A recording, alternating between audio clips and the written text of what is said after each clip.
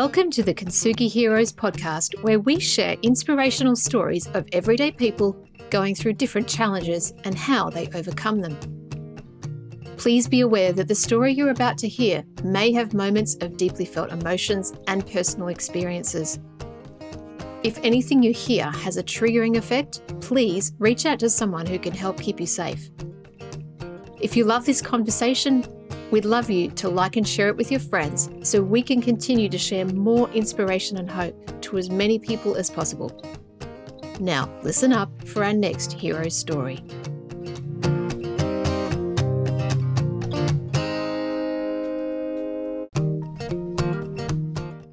This conversation is with Chris Futcher-Coles, a lovely man who surprised me by telling me that he was only the second male nurse in Queensland when he joined the nursing branch there. And it came out off the backdrop of many years of, family challenges and school issues and a lot of low self-worth as a child, something that many of us have experienced. And he continued to better himself and he came out of that. He had things that pulled him along and helped him to get through the challenges of his early years. And what I loved hearing about him is that it just, no matter what he did and what he has done, his mindset and his ability to cope with the challenges has enabled him to take the next step.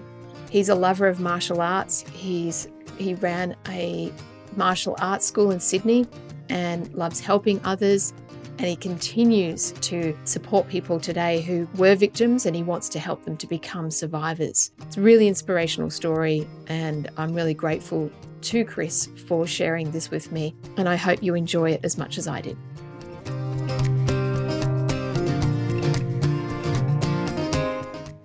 Hello, here we are. It is another episode and I'm here with Chris Futcher-Coles. How are you doing today, Chris? I'm going very well. It's a Friday here and I'm feeling very good. That's great to hear. I feel good as well. Fridays are always good days, aren't they? Yep, they sure are, especially if you've got a few good things planned on the weekend. Well, before we kick off, I just want to thank you for joining me and being willing to share your story. I always like to honour the guests as they come in and just let you know that it's an honour, a privilege, and I know it's not easy to share your story.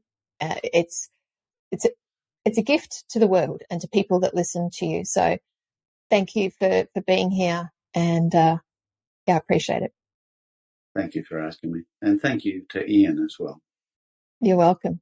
Well, this is about you and Chris, so I'm going to hand the mic over to you and figuratively, of course, and ask to take us back to the beginning of your story. Tell us, where were you? Where does it start? Well, my story really starts right from the beginning. I was born up in Brisbane. I'm a Queensland boy, born in the mid-50s, which creates a certain dynamic straight away. Big family, 5 kids, and being the last one of the 5, and being the personality I am, I was what you might call a little bit difficult as a child. I was quite sickly. I was born with some medical issues that brought me into hospital in and out for years and years. I guess that sort of gave me some sense of isolation. Went to a public school, which I was great. I was in the top 10% of students at public school. But we had a tendency to have teachers that were very violent. And my mother decided to send me to a private school with the hope that the private school would be absolutely different than what it was. And yes, it was different. It was an all-boys school with about 1,400 boys that I had never experienced before.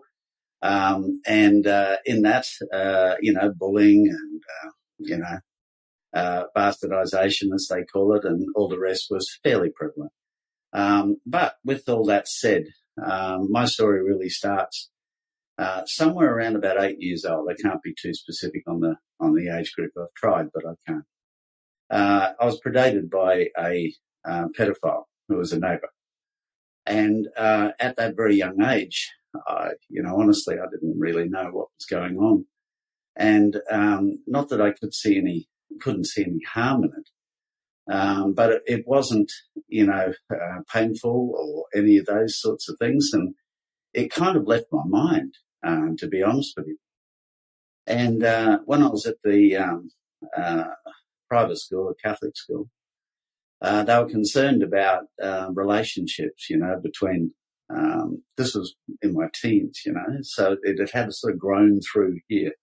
There's a lot of bullying at school, did boxing, started all this sort of stuff. But so in the teens, one of the brothers sat down and talked about, the sin of relationships between men and how bad that would be. And through that conversation, I learned that I was a sinner.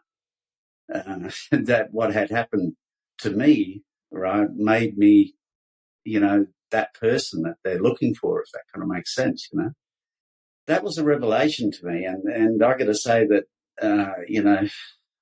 my heart sort of dropped, and all the confidences that I kind of seemed to have left me quite a bit. I even thought about becoming, I didn't know how to reclaim not being a sinner, I thought about becoming a priest, because that was always on the cards at a Catholic school. And I would have made a terrible priest. I've got to be perfectly honest with you. I'm so glad I didn't go down that path at all. But, at the end of the day, that's sort of the beginning of things. And it stuck in me. My self-worth was reasonably low, and I just didn't know my place in the order of things. And in my sort of family, you didn't talk about anything, let alone emotions. And to say that, that these sort of things happened to me as a kid would have been something you just wouldn't ever do. I did finish school, but, as a student, I was the guy looking out the window. I was wanting to be somewhere else. My top 10% went to bottom 10% pretty quickly. And I did take up boxing at school. I did that really as a sort of a self-protection factor in the bullying sort of scars. And, you sort of, with a low self-esteem, I wavered into being a bully. And that didn't really help me, I wanted to be a doctor. It was something that I really wanted to do. I was very good at school at zoology and most of the sciences that were related to animals and things, So I went to my dad when I was about 14 and said, I'd like to be a doctor. Well, that was kind of the wrong thing to say. My dad was first generation Australian from an English parent. They were all blue collar workers, or my brothers, basically blue collar workers. And here I was standing in front of my father wanting to become a doctor. He essentially said, no son of mine will be becoming a doctor. It's going to cost me money. Back then getting a scholarship was quite a hard thing. And I don't think he would have understood what the scholarship factors were and all the rest of those types of things. And I don't think I could have counted on any support of any kind. So I sort of dropped that idea. When I left school, I became a nurse. Now, there's the thing, all right? Now, this is 1972. I became a nurse in Queensland. Now, we did have a couple of male nurses, and they came up from Melbourne. But in Queensland, a male going into nursing, well, there was 57 girls in my class and 2 guys. And the other chap, he was gay. I wasn't. And I've got to say it was an experience that no one should miss. I'm possibly the second male in Queensland to start nursing. And here I was, a young male in a woman's world. Oof. You'll hear at the latter part of my story. But, I've got to say to you that this was an education for me that was valuable right through my lifetime. If I wanted to know what sexist behaviour was, if I wanted to know what exclusion was, all right, I was learning it every single day by simply being a male in a female's world. I didn't last. There's no doubts about that. I lasted about a year and a half, and I went to the matron and said, I got upset one day at one of the senior nurses, and I was sent to the matron, and it was this particular matron that suggested that I should do nursing. I'll go back a little bit and just say that I went and told my father that I joined nursing. I was ripe old age of 17 years of age. And I said, I'm going to become a nurse. And my dad looked at me and he really stumbled in his brain. I could see it going, a nurse. He says, what are you? A poofter. And I thought, wow, okay. No, I wasn't. And I'm in a class of 57 girls. I don't know if I should break that news to him, but, it was quite a revelation in that period of my life.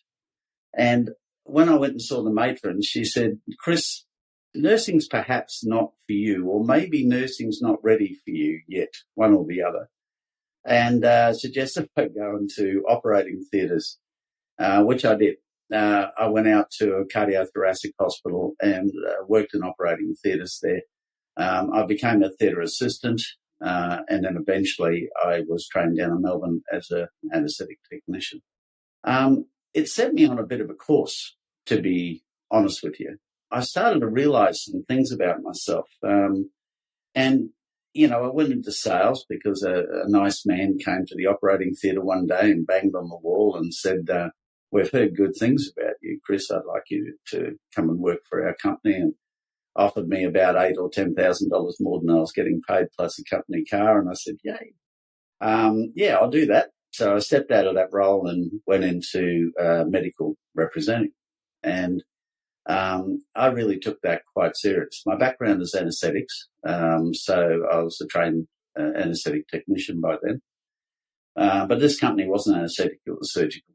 And I did slowly work my way through different and various medical roles over the years. And I've got to say that was quite a powerful thing, all right? Now, I got married, as you do over that period of time, and my wife is a good woman and a nurse as well, which, tends to happen if you're in that trade. And eventually I had a daughter. And I'll kind of reflect back on that one a bit, I honestly was still the self-worth thing. And what happened to me as a child, it affected me. Sorry.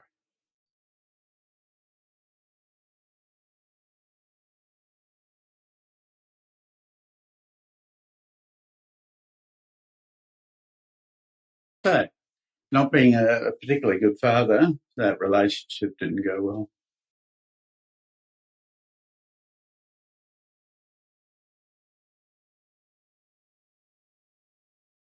At the age of 19, I found martial arts, Kung Fu, to be specific. And I kind of loved it, to be honest with you. My cousin walked in and said, Chris, you're sitting around the house, you're getting fat, you did boxing, you didn't do anything, blah, blah, blah. I'll take you to my Kung Fu class and see whether you like it or not. And I loved it. And he left after about 3 years, and I continued doing martial arts for 45 years. Essentially, martial arts taught me a structure and a kind of self-esteem that I didn't think that I could get. Sorry, I'm still there. Give me a moment. And when I first started, I don't think I've ever worked that hard in my life. Bloody knuckles and, sore backs and bruises and all the rest of those things. But within the structure of martial arts, I found a system of leadership. And I never realised, because it kind of put me on a path that I required sort of like mentorship. I needed someone, they didn't have to be male, but they seemed to be predominantly male, that would help me work myself through a structure. And I learned to be a good student, a great student. I learned to be an average sort of leader. And then I found that leadership was something that I adored, absolutely adored. It became a subject for me, If there was a university course back in those days on communication and leadership, I would have been walking in the door to do it as an age student. But there wasn't. We had to sort of find our stuff ourselves and find the courses and other bits and pieces. And, that martial arts, I did it everywhere. I moved to New Zealand for 3 years. I did martial arts over there and I taught over there. And then I came back to Sydney and I had a little school for a little while and I was still doing a medical job. I was using my skill as an anaesthetic technician, which was good, and working for Australia's only anaesthetic machine manufacturer. It was absolutely fantastic. And after a breakup in marriage and all the rest of it, I found a beautiful wife, who is Jodie, and we've been together now for 31 years. And, we are, very close and she's been very powerful for me. Again, another nurse. What can I say? But Jodie is spectacular and has kept me on the straight and narrow. And, look, when I started martial arts here, I didn't know where my life was going to go. I think I still had a lot of confusion as to what I really wanted to do. So about 30 odd years ago now, I started a little martial arts school, right, in Sydney, just a teeny one, right? And it had about 5 students, and then it kind of grew to 10, and then it got bigger, and we went to a church hall, and then it got bigger, and then I decided to open up a full-time centre in Sanity. I gave up a 6-figure job in 2000. My wife, we had to sit down and have a very long chat about this, but a 6-figure job to open up a full-time martial arts school.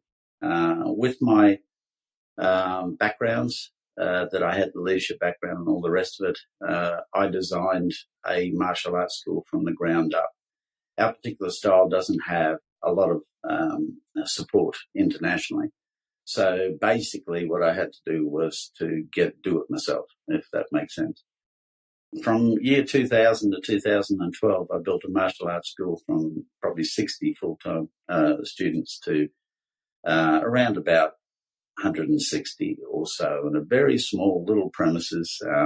We had a lot of kids and we had a lot of parents, and I designed all the leadership programs and all the rest of it. So, if I kind of go back a little bit and say, this was good for me, this was powerful for me, but also a lot of the things that I started to learn about myself when I was doing nursing and all the help buttons that I had and all the rest of that, it kind of got me on a different track, not just a martial arts track, but also the helping people side. I was a victim to another person. I figured with the skills that I had that I could actually help other people. And it wasn't just in a martial arts world. It was also outside of that. So I started to do programs, self-defense, personal safety-based programs for women at risk. The first place I walked into, the first shelter I walked into, they threw me out because I was a male. And of course, I wouldn't have the sensitivity or the understanding or all the rest of that because I was a male. And, they had no real idea of what my background was. And I certainly wasn't going to tell them where it came from because I still wasn't quite there yet. My story, I didn't really want to let that out until very recently, in the last 2 years, to be frank with you. But yeah, as it all turned out, I did have the sensitivity and the understanding, right, of this particular survivor of whatever the crime was, So I started to approach different areas and I started to expand out this idea of helping other people. We kind of got to a point where a few things happened together. Number one, my little martial arts school, I walked out of that and went and got a very big martial arts school. And, I had 160 or something students by then, and they rattled around inside the 700 square metre premises. But within the next period of, let's say, 6 years, all right, also, we grew to 500 odd students. And in those 6 years, I started to form a company called Stay Safe Australia and Sydney Self-Defence Centre first and Stay Safe Australia. And our role was to go out to schools, do preventative training, right? I was particularly interested in domestic violence because my family, my father was a gaslighter from way back and coercive control. It was within that age group, it was back in the 50s and, it was everywhere back then. It was difficult in relationships, for a woman, period. So I saw a lot of that within my own family. And so I structured a whole program, a series of programs for kids in schools, all right, for women at risk in domestic violence, for corporate, for people facing harassment and sexual harassment in the corporate sphere, frontline staff dealing with very difficult people. I did this for that period of time. And in 2020, we had a thing called a pandemic. I've got to say to you that was the most destructive period of my life. Before that, we were training 25,000 people a year in our workshops. And the pandemic, boom, gone. Literally, we had no business. I should have bought the premises. You can always look in hindsight because I might have survived it. But to be honest with you, with no students and no income of any kind and bills coming through the roof because we had a massive place, I really had to shut the doors. Sorry for the interruption. This is Ian Westmoreland, the founder of Kintsugi Heroes, and thank you for listening to this story from one of our amazing heroes. Our mission is for these stories to provide hope and inspiration to people experiencing life challenges and to also educate the broader community on how best to provide support. If you would like to help us to continue to produce more hero stories and cover more adversity themes, we would welcome all donations. These can be made via our website, kintsugiheroes.com.au. The donate function is at the bottom of the homepage. We'd also welcome any feedback. You can email me direct using ian@kintsugiheroes.com.au. Now let's get back to the story. And I did shut the doors. I let 26 staff go. It was the most disturbing period because there was nothing.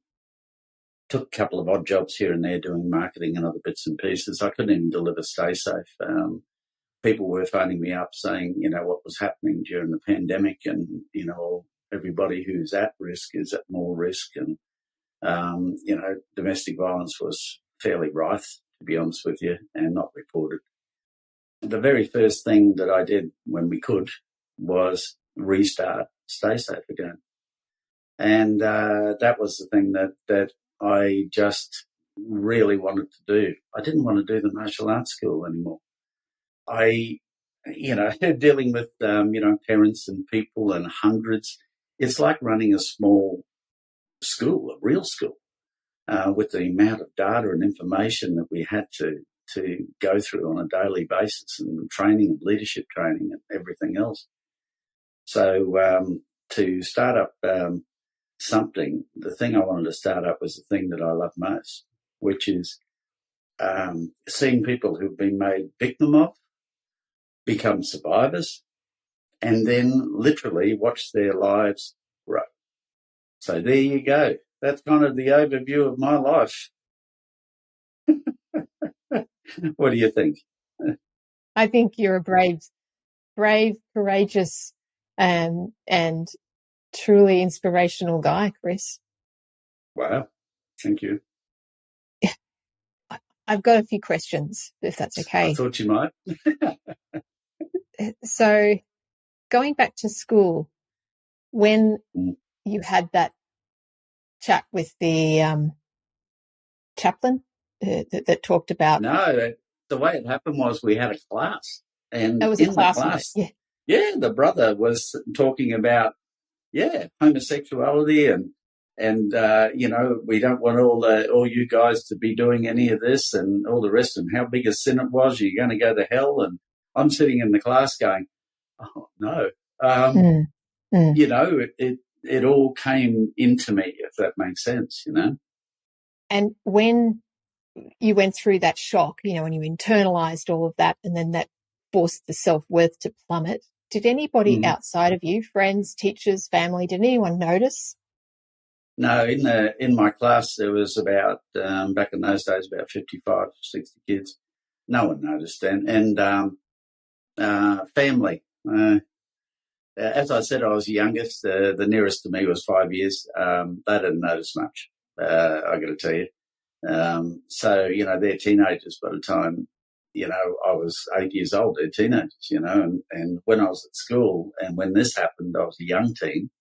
So they had their own issues, you know, and others. And I did try to approach the person who did this to me. And I knew where he worked and all the rest, so I went there. And I've got to say to you, I've never seen such a cold person in my life. And he shunned me and would not return anything, any calls or anything. So I was kind of left on my own to handle this one. What was your hope for that exchange, that communication? Didn't know, really. I just wanted to know why, I think, more than anything. You know, I didn't really rationalise before that because it had gone away. You know, it happens, it goes away, and it didn't come back again until it was in that classroom. So I didn't know quite what I was expecting. But one of the big questions I had, which I think a lot of people who have been, you know, made victims of another person ask why? Why? You know, why would you do this? You know? And it's a question I've learned over time from every person I'm working with or lecturing or doing workshops with, is that why question comes out. You know, why would they want to do that to me? You know? Why me? Has there been a time on your journey where you felt that you've overcome it? Was there ever a moment that you had that sense of, oh, I'm healed, or I'm clear of that, my self-worth's back, or you know what I mean? Any of that? Look, self-worth's a funny thing. It's like a, you know, roller. It depends on what's happening to you. So, for example, you know, the divorce, boom, back down there again. You know, the pandemic, you know, boom, back down there again. And you do have that. And I always say to people that, you know, something bad that's happened to you, just relate to it like it's a cut. And every once in a while, you know, you can look at the cut because you've still got a scar, you know, and every once in a while you will revisit that scar, whether it's on a positive point or whether it's going to be on a negative point. And yeah, on the positive days, I look at the scar and go, man. And on a negative day, I look at the scar and go, oh, damn. You know, it just is what it is. And I will never say that anyone who's been through something that is life-changing can honestly say that, you know, they can ride above it, sure, but can they actually make it go away or in their head or, you know, I'd say, I'm really sorry, but I'd say no. It is always going to be there. So, you know, my comment would be, are you going to grow from that or are you going to let it destroy you? And I think over my years, I've managed to grow from that. And I think that's important. I really love the way you've put that in that, yeah, you can't ever wipe it clean. It can't disappear. It's part of us. It's part of the journey. You've obviously had a number of interesting things along your journey that have added to your experience, like you explained. Love the way that our lives go on like this checkerboard, right? And we jump from one square to a different coloured square and we go over here and there. Do you look back and say, wow, you know, I look at the steps and the jumps I've made and it's all been a perfect journey to get me to here, which is linked back to my 8-year-old experience? I can see the thread all the way through, to be perfectly honest with you. Look, you know, one of the greatest things that I can say over my life is that I've helped a lot of people. And I think I started that way, I was kind of like that as a kid. If something fell out of a lady's bag, I would pick it up and say, there you go. And she'd say, thank you. I've always been kind of that person. And I've had an opportunity, even though I've popped from one spot to another and different jobs and different things, I've always had that sort of help mentality where I believe that I can make a difference. And I think that's been the greatest builder for me over the years, is every time that I've done something or turned another page, it always seems to be to help people to get from where they are to another place, a better place. It's wonderful when you've got that ability to sit there and see the thread and be then grateful for all the experiences, even if we remember them with emotion and we cry. And like you say, some days, we look at our scars negatively or in a not so positive mindset, but it's all been for a reason and it's made you who you are today. And that can only be a wonderful thing. Yeah, I mean, I've had a support structure. I mean, my wife is marvellous. That really is such an important thing. I don't know if I would have been so positive in the last 30-odd years without her support. I've stumbled a lot. I'll give you an idea. We opened a new martial arts school. I had to sell her car to put a bond down on the building. And, she said, okay. And, in this day and age, cars like hers are now worth, tens of thousands of dollars. But anyway, we put it down as a bond. And, within 4 months or 5 months, we were discussing this the other night, we had a fire in our building. We just set everything up. We put our money into getting the things and we had a fire in the building. Now, we didn't get burnt. We had water damage and smoke damage, and we had to wait for the building to be rebuilt. So suddenly, from going professional, we were already back to being a non-professional school, in a school down the road until our stuff got done months and months and stuff later. It's like this, and we looked at each other and said, did we just make another mistake? I don't know if we made a mistake. Maybe we made a mistake. But the students wrote it out and so did we, and back again. It's a journey. And the journey, I don't know. I've always been fairly destination oriented more than anything else, There's some things I want to achieve before I die. That kind of proves to me that all of this stuff before I die is the journey.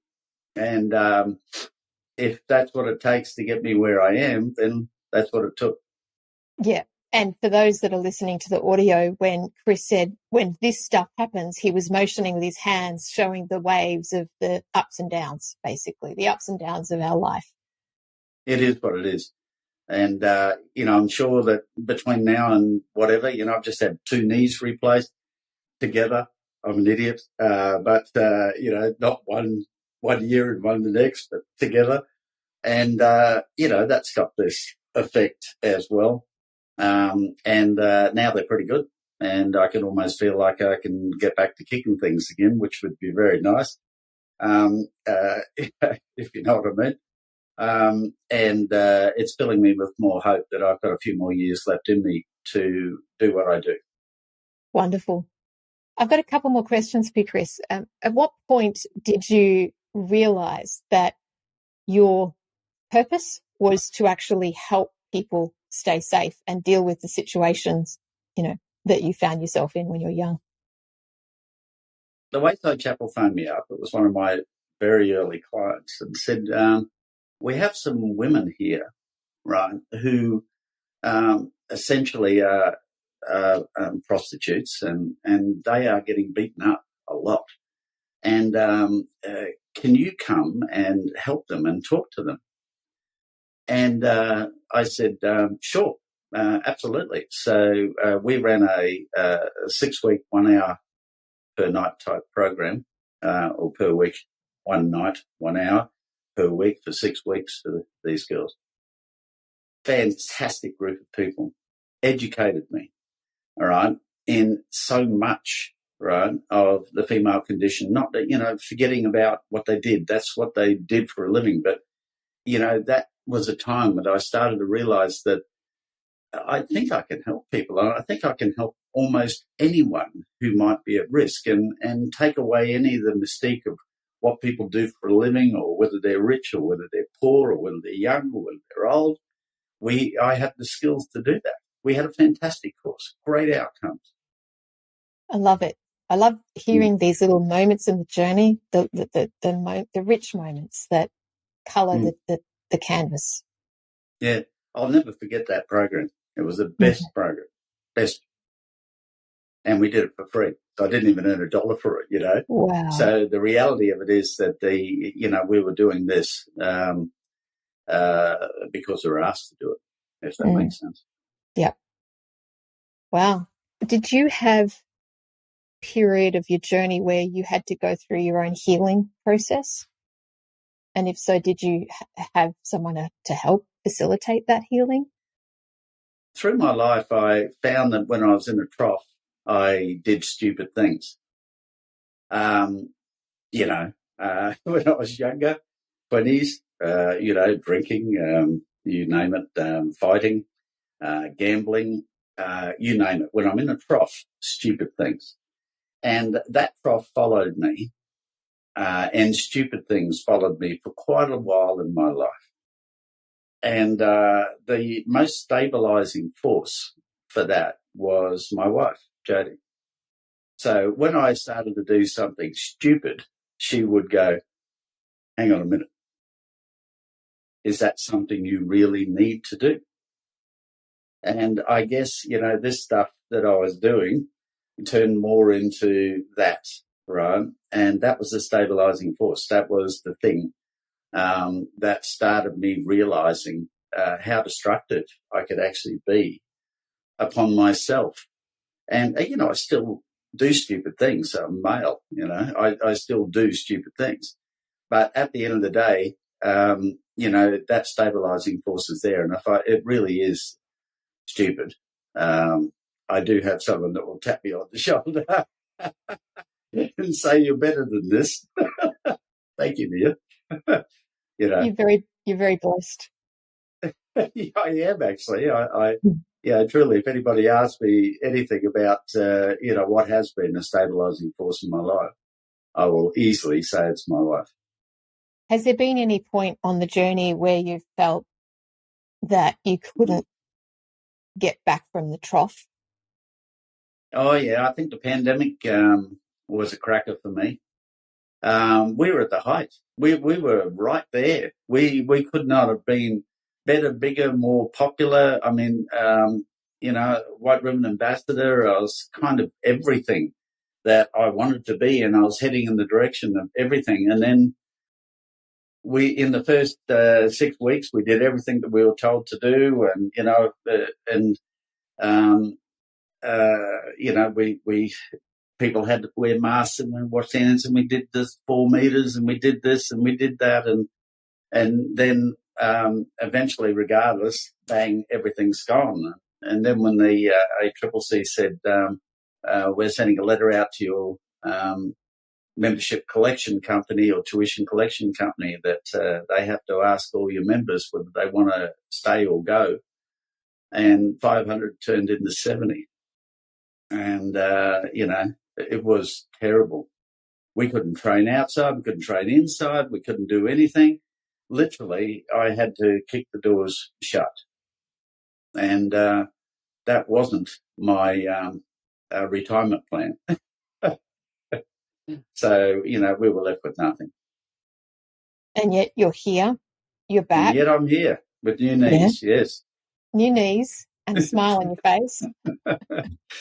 Look, one of the things I can say about having a roller coaster life, and particularly a bad beginning, it is basically that that there's something better just over the hill.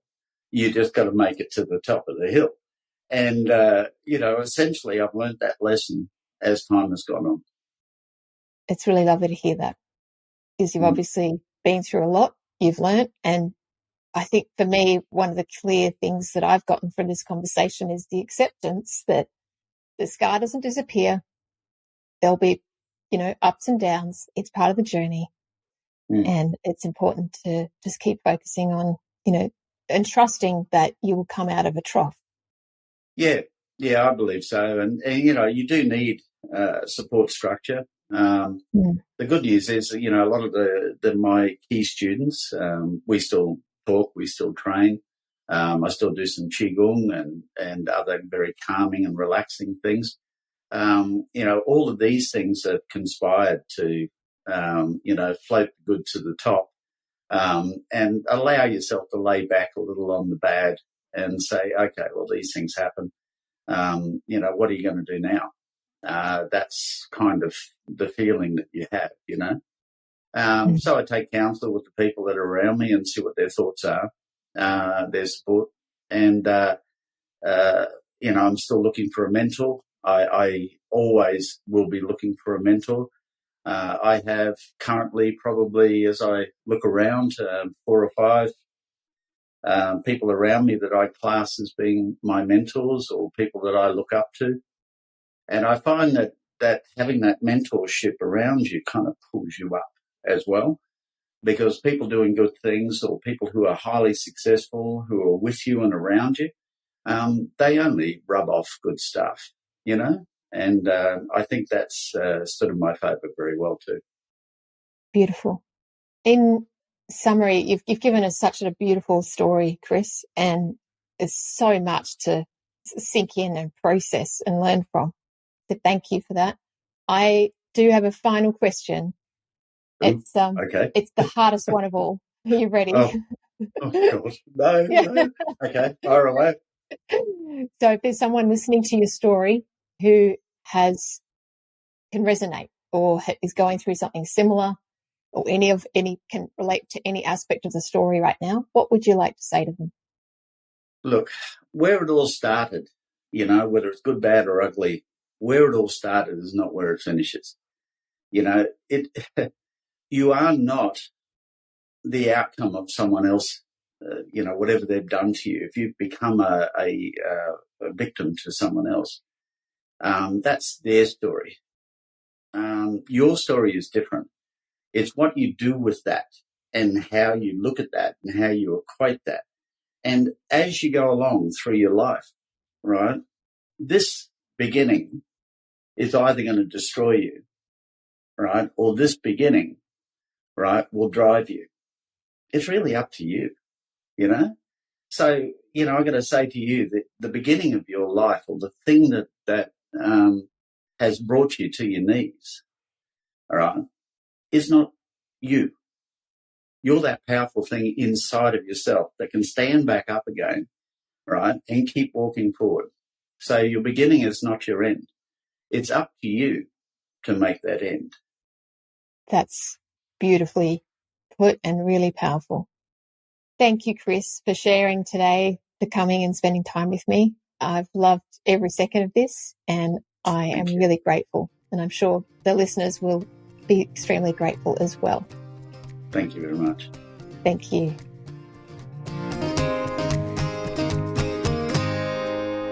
We hope you've enjoyed this episode of Kintsugi Heroes. Please like and share the show to your friends so we can get this out to even more people. If you have a story you'd like to share with us, please reach out using the contact details below. And join us next week for our next hero's story.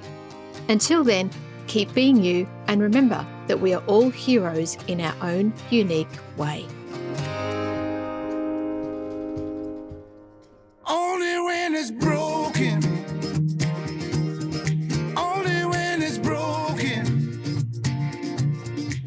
When it hits you in the middle of the night and the truth burns so bright. Only when it's broken. Only when it's broken. Take pride in those cries. It's only for tonight, and then you rise. Only when you're broken. Only when you're broken. Only when